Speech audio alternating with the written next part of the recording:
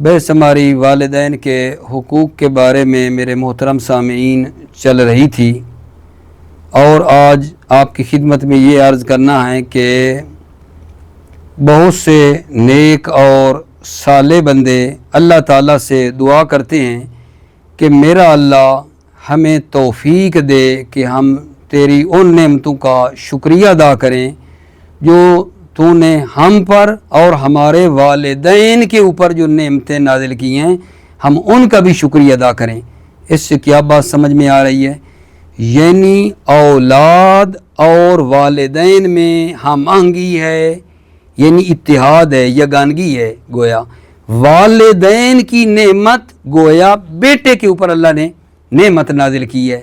जैसा कि मैं ये आया मजीदा आपके सामने पढ़ता हूँ, रब्बे औज़िनी अन अशकुरा नेमतका अल्लती अन्नमता अलैया व अला वालिदैया।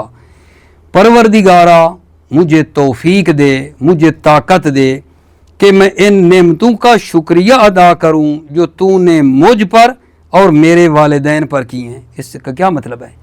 यानी औलाद और वालिदैन के दरमियान इस चीज़ में इत्तिहाद है। वालिद को जो नेमत मिली है गोया के बेटे को नेमत ये मिली है।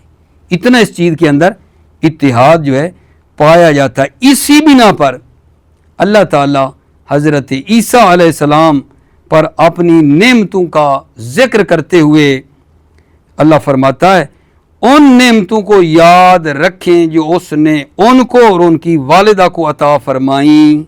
अल्लाह कह रहा है, इरशाद खुदाबंदी है, उज़कुर नेमती अलैका व अला वालिदतिका, उज़कुर नेमती, मेरी नेमतों को याद करो अपने ऊपर, व अला वालिदतिका, और जो हमने आपकी वालिदा पर की हैं।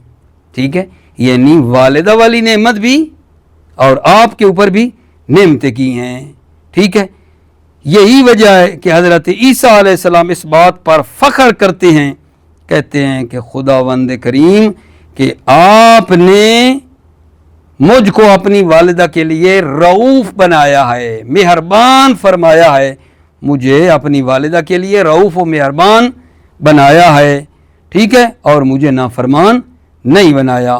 व बर्रा बिवालिदती व लम यजअलनी जब्बारन शकिया, मुझे मेरी वालिदा के साथ नेकी करने वाला करार दिया है और नाफरमान नहीं बनाया।